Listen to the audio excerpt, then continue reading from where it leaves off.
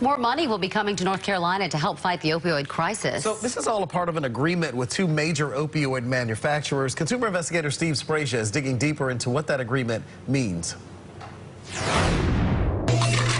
The opioid addiction problem is said by experts to be one of the deadliest drug epidemics in the history of this country, and efforts continue on multiple fronts to try and combat it.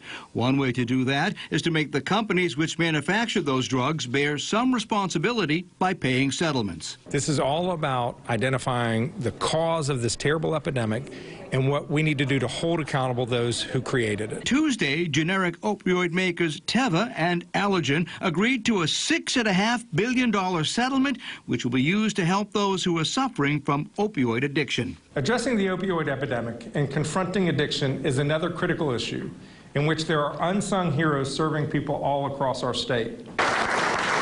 During the 6th Annual Dogwood Awards, Attorney General Josh Stein acknowledged a number of people who are trying to battle the problem across the state. After the ceremony, he explained that North Carolina will get $188 million over the next 13 years as part of the settlement.